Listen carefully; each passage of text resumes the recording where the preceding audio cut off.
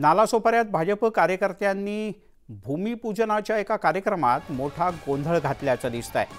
या क्षणाची एक महत्त्वाची अपडेट। नालासोपारा इथे एक भूमिपूजनाचा कार्यक्रम होता। त्या सोहळ्यात भाजपच्या कार्यकर्त्यांनी मोठा गोंधळ घातला। क्षितिज ठाकूर हे कार्यक्रमाचं उद्घाटन करण्यासाठी येणार होते, पण उद्घाटनाच्या पूर्वीच भाजपचे आमदार आक्रमक झाले। खासदारांचा फोटो न लावल्याने भाजपच्या कार्यकर्त्यांनी गोंधळ घातला। नालासोपारा विजय देसाई आपले प्रतिनिधी आपल्यासोबत आहेत। विजय, नेमका काय गोंधळ झाला आणि कसा हा गोंधळ शांत झाला?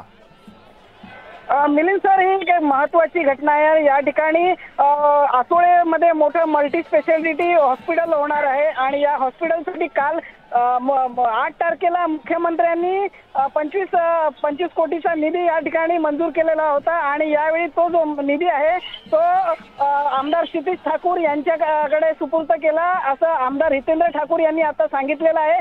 आणि मुख्यमंत्र्यांनीच सांगितलंय की आम्हाला तुम्ही नारळ फोडा, क्षितिजच्या हातातून हा नारळ फोडा, असं मुख्यमंत्र्यांनी दस्तूरखुद्द सांगितल्याचं आमदार हितेंद्र ठाकूर यांनी यावेळी सांगितलेलं आहे। परंतु या ठिकाणी महानगरपालिकेने ज्यावेळी भूमिपूजनाचा कार्यक्रम असतो त्यावेळी स्थानिक खासदार असतील, आमदार असतील यांचे फोटो त्यामध्ये यायला पाहिजे होते, परंतु या ठिकाणी खासदारांचा फोटो नाही लावला, कोणाचाच फोटो लावला नाही। आणि तसं बघायला गेलं तर महापालिकेने कोणत्याच नेत्याचे किंवा कोणत्याच आमदाराचे फोटो लावले नाही। यावरून हा संपूर्ण गोंधळ सुरू झाला। या ठिकाणी पहिले क्षितिज ठाकूर यायच्यापूर्वी भाजपचे कार्यकर्ते आपले झेंडे घेऊन या ठिकाणी आले होते।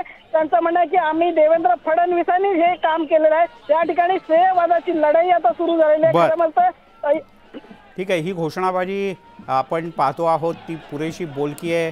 परस्परांच्या विरोधात कार्यकर्त्यांनी जोरदार घोषणाबाजी केली। विजय तुर्तास, धन्यवाद।